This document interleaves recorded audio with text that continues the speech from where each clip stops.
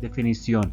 La anorexia nerviosa se clasifica según el CIE-10 como un trastorno de la conducta alimentaria, que se caracteriza por una búsqueda incesante de la delgadez, temor morboso a la obesidad, rechazo a mantener un peso corporal mínimamente normal.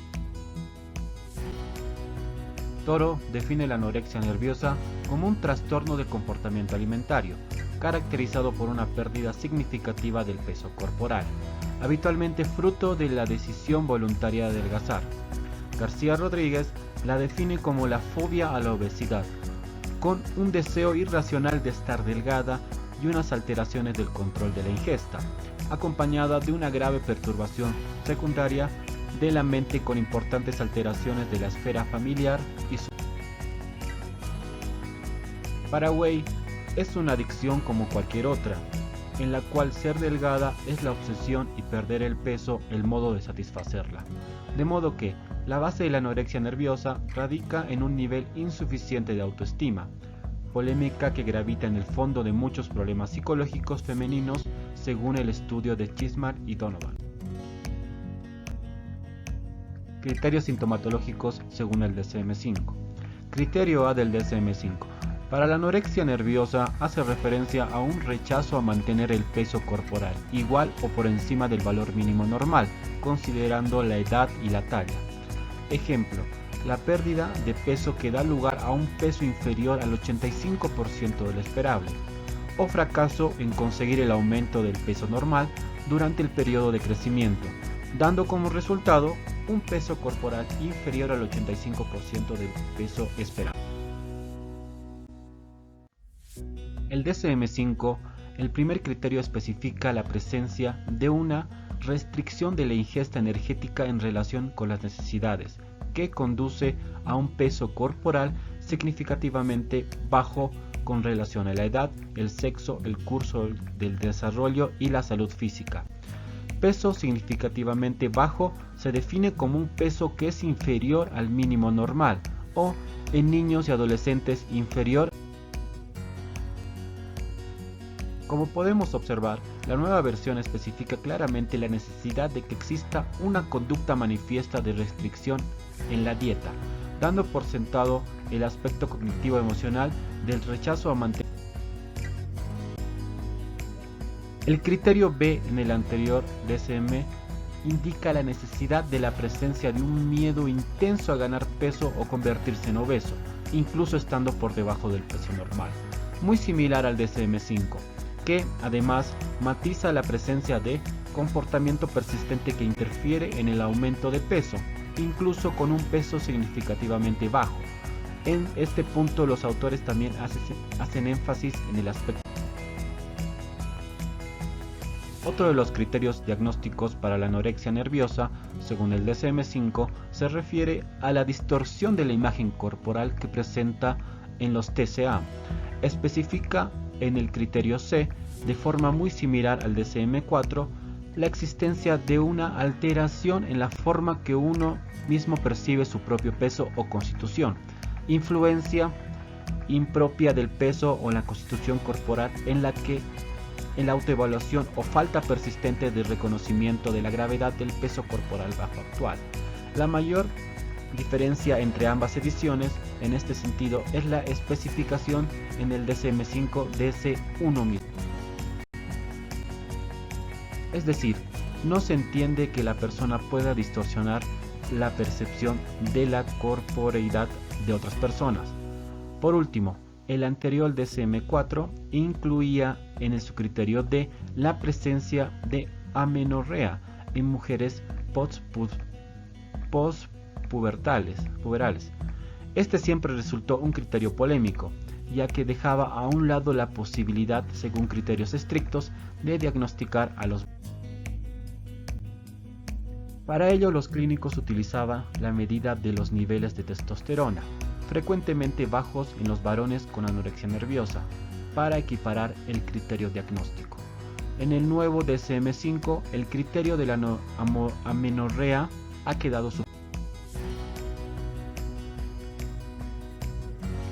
tipo restrictivo. Durante el episodio de anorexia nerviosa, el individuo no recurre regularmente a atracones o a purgas. Tipo compulsivo purgativo. Durante el episodio de anorexia nerviosa, el individuo recurre regularmente a atracones o a purgas, provocación del vómito o uso excesivo de laxantes, diuréticos o enemas. Gravedad actual leve, con un IMC 25 kg, moderado de 16 a 16,99 kg, grave de 15 a 15,99 kg, extremo menor a 15 kg. Síntomas físicos: aspecto excesivamente delgado, pérdida de peso desmesurada, sensación de cansancio, insomnio, mareos, desvanecimientos, niveles anormales de los diferentes elementos sanguíneos, coloración azul de los dedos de la mano, amenorrea, pérdida del cabello, estreñimiento, alteración del ritmo cardíaco, hipopresión arterial, deshidratación, osteoporosis. Síntomas cognitivos: preocupación obsesiva en cuanto al peso, trastorno grave de la imagen corporal, terror a subir de peso, negación total o parcial de la enfermedad, negación de sensaciones de hambre, sed, fatiga, sueño, dificultad de concentración y aprendizaje, desinterés sexual, desinterés por actividades lúdicas o recreativas, dificultad en reconocer sus emociones, temor a perder el control, sensación de lucha interna, estrés, aspectos de su persona, sintomatología. Los síntomas conductuales: restricción rigurosa de la ingesta de alimentos, ejercitarse en exceso, conductas purgativas y uso de laxantes, enema.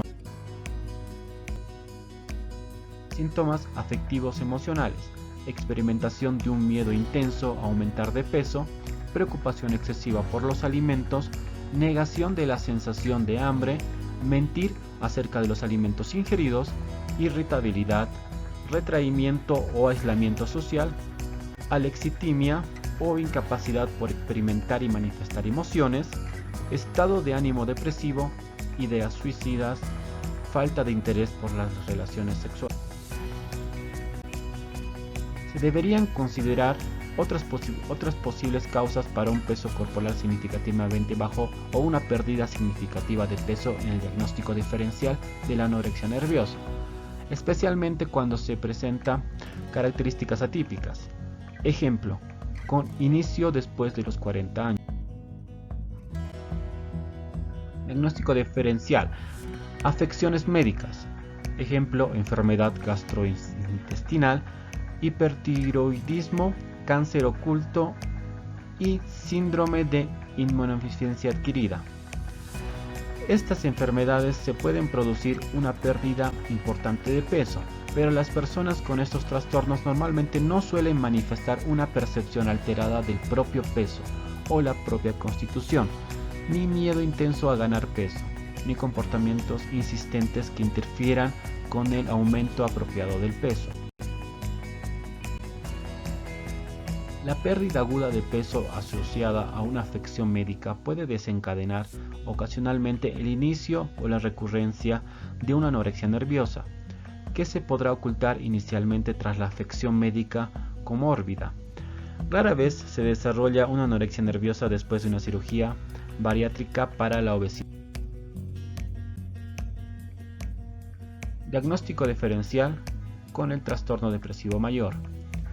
En el trastorno depresivo mayor se puede producir una pérdida importante de peso, aunque la mayoría de los individuos con trastorno depresivo mayor no tienen deseos excesivos de perder peso ni miedo intenso a ganar. Diagnóstico diferencial con la esquizofrenia. Los individuos con esquizofrenia pueden presentar comportamientos alimentarios extraños y pueden tener ocasionalmente pérdidas significativas de peso, pero raramente muestran miedo a ganar peso o a la alteración de la imagen corporal que exige el diagnóstico de anorexia nerviosa. Diagnóstico diferencial con el trastorno de ansiedad social, o más conocido como la fobia social. Si el individuo con anorexia nerviosa tiene miedos sociales que se limitan solamente a la conducta alimentaria, no se debería realizar un diagnóstico de fobia social, aunque los miedos sociales que no están relacionados con la conducta alimentaria. Ejemplo, el miedo excesivo a hablar con un público, podrían justificar un diagnóstico adicional de fobia. Análogamente, se debería considerar un diagnóstico adicional de TOC solamente si el individuo presenta obsesiones y compulsiones que no estén relacionadas con los alimentos, como por ejemplo un miedo excesivo a la contaminación. Y se debería considerar el diagnóstico adicional de trastorno dismórfico corporal solamente si la distorsión no está relacionada con el tamaño y la constitución corporal, como por ejemplo la preocupación de que la propia nariz es demasiado grande. Los individuos con bulimia nerviosa muestran episodios recurrentes de atracones, utilizan comportamientos inapropiados para evitar ganar peso. El vómito autoprovocado es uno de ellos, y están excesivamente preocupados por el peso y por la constitución corporal. Sin embargo, a diferencia de lo que ocurre con los individuos de anorexia nerviosa, del tipo con atracones o purgas, los individuos con bulimia nerviosa mantienen un peso corporal igual o mayor al límite normal.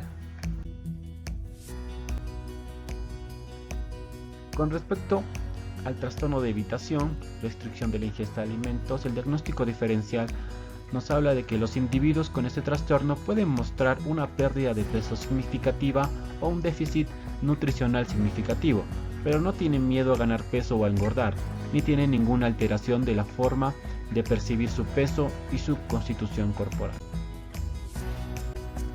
Edad de inicio y prevalencia.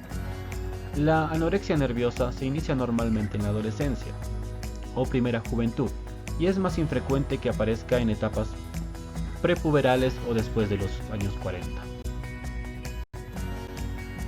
Edad de inicio o prevalencia. Los datos de prevalencia para edades entre los 12 y los 21 años oscilan el 0.5 y el 1%. Su inicio está por lo general relacionado con eventos vitales estresantes. Muchas veces sucede tras un periodo de cambio en patrones alimentarios previos a la aparición de la sintomatología completa. Etiología. Según la teoría neurobiológica, la anorexia nerviosa como un trastorno del neurodesarrollo, los neurofisiólogos han detectado que hay difusión en la función cerebral colaborativa. La conducta de otros es capturada por los estímulos internos y se produce una excesiva atención a los detalles. Hay dificultad en el reconocimiento y en la regulación de las emociones. Las teorías neurobiológicas.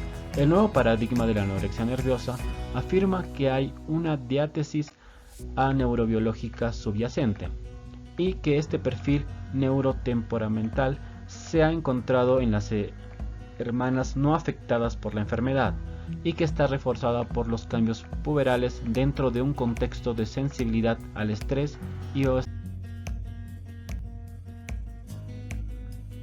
es gatillada por la dieta, pérdida de peso, solo en personas predispuestas. Nadie intenta tener anorexia y es perpetuada por la malnutrición.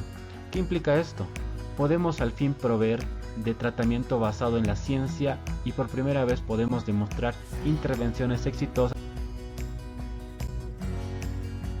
La teoría cognitiva conductual nos habla de que existe un estudio reciente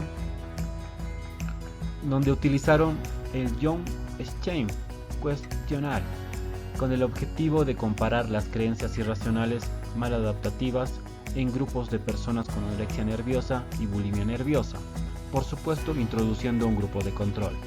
El cuestionario de autorreporte agrupa 16 creencias irracionales maladaptativas en cuanto a dominios o grandes factores, de acuerdo con Lee y Duna en 1999, citados por DJ Mans.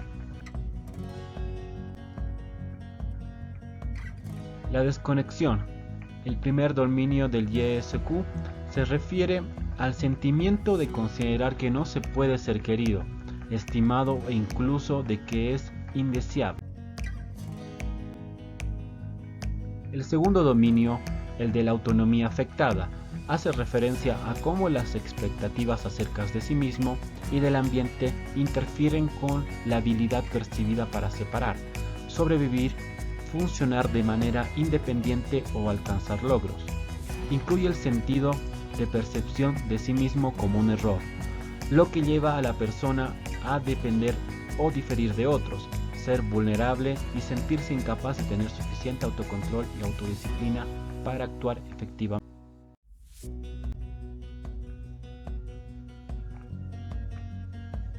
El tercer dominio se denomina límites afectados y se refiere a la deficiencia de límites internos, responsabilidad hacia otros o metas orientadas a largo plazo. Se observa una importante dificultad para respetar los derechos de los demás, cooperar con otros, hacer contratos o compromisos y establecer metas personales realistas, así como intolerancia para experimentar emociones displacenteras. Y finalmente el cuarto dominio, llamado control excesivo, representa un énfasis en este tipo de control, pero especialmente con sentimientos y elecciones, la ejecución, los deberes, el perfeccionismo y el seguimiento de reglas.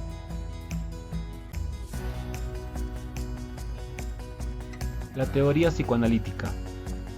El enfoque psicoanalítico busca generar modelos explicativos de la aparición y mantenimiento de los trastornos de la conducta alimentaria. Las explicaciones respecto de su origen son diversas al interior de esa teoría. En este contexto, la figura materna ha tenido un papel protagónico, describiéndose una madre que falla en la relación temprana y primitiva con su hija. Estas teorías aluden a la dificultad que presenta la niña en realizar una verdadera separación e independencia de la madre, quedando atrapada en una vinculación altamente.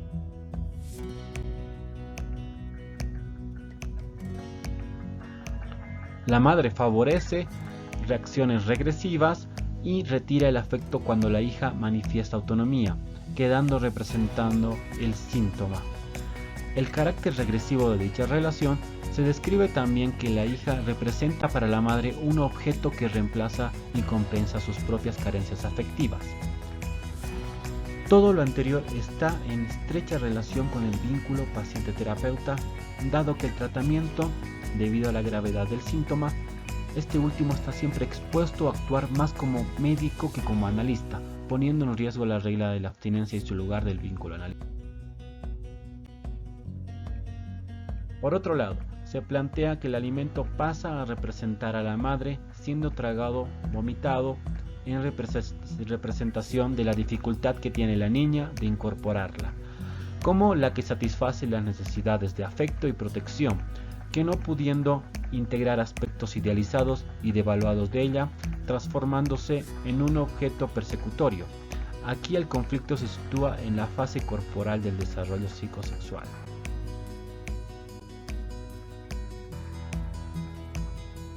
La teoría psicosocial.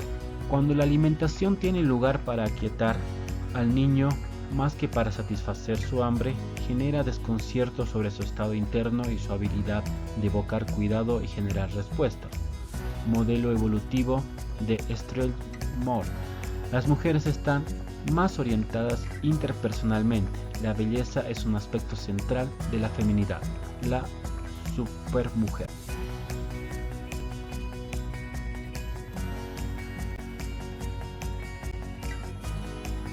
Teoría psicosocial. La personalidad previa. Ambiciosas, autoexigentes, trabajadores y sobresalientes. Dificultad para expresar sus emociones.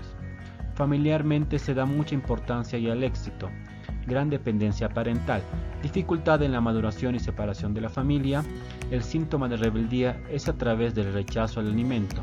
Antecedentes de obesidad en mayor.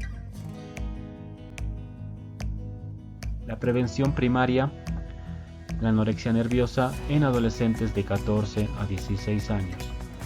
La prevención en este ámbito es muy importante y más lo es la prevención primaria. Este tipo de prevención es la ideal, ya que desde ella se intenta reducir la incidencia del trastorno en la población a través de la eliminación de las causas que la provocan o inmunizando al individuo. Objetivos: desarrollar en los alumnos un conocimiento adecuado sobre la enfermedad, conocer los lugares a los que pueden acudir si necesitan ayuda, ellos o personas cercanas, fomentar la autoestima y asertividad en los alumnos, aceptar su propio cuerpo como algo bueno y beneficioso, aprender a analizar críticamente la realidad, estereotipos y manipulación de los medios de comunicación. La prevención de los trastornos de la conducta alimentaria va a seguir tres objetivos fundamentales y principales a tener en cuenta. Informar siempre supone romper mitos y aportar datos. Tranquilizar, corrigiendo las creencias erróneas y aportando datos correctos. Sensibilizar, explicar los peligros sin alarmar, pero concienciando a la población. La prevención primaria se debe realizar desde los centros escolares, ya que los adolescentes y jóvenes deben estar preparados para no caer en esos nuevos problemas que va generando la sociedad actual. Por lo tanto, el centro educativo se amplía en cuanto a que debe ser material de prevención, poseyendo todo lo necesario y útil para llevar a cabo esta función de forma. Intervención psicoterapéutica. El Hospital Psiquiátrico de la Caja Nacional de Salud tiene hasta marzo a 10 pacientes internadas con diagnóstico de anorexia y bulimia. Según la especialista Rosario Martínez, es una cifra bastante elevada tratándose de los 3 primeros meses del año 2020. Un estudio realizado por la Universidad Católica Boliviana en 2013 en colegios y escuelas de Santa Cruz, La Paz y Tarija refleja que este último departamento es el que tiene un índice más alto de personas con TCA, llegando al 5.88%, le siguen Santa Cruz con 4.7% y La Paz con un porcentaje de 3.93%. Los pacientes con trastornos de alimentación se enfrentan a un panorama emocional difícil marcado por el aislamiento y la soledad, así como por la vergüenza y la culpa, sin dejar de mencionar la profunda desesperanza que los conecta emocionalmente. En los trastornos de la conducta alimentaria, las relaciones significativas desempeñan un papel esencial en nuestro desarrollo y bienestar. Por ejemplo, un problema generado durante la infancia puede conllevar a una angustia severa, la cual puede tomar la forma de un trastorno alimentario. Desde el psicoanálisis, los trastornos alimenticios pueden ser catalogados dentro de las adicciones. El establecimiento del goce a través del control del hambre crea una solución al sufrimiento del individuo a través de una ruta directa al cuerpo. Toda la existencia se enfoca cada vez más en lograr esta solución para su sufrimiento. Tripa-Di-Meana propone que si el sujeto anoréxico o bulímico, la estructura subyacente tanto para el ritual de ayuno como para el atracón y el vómito es anoréxico.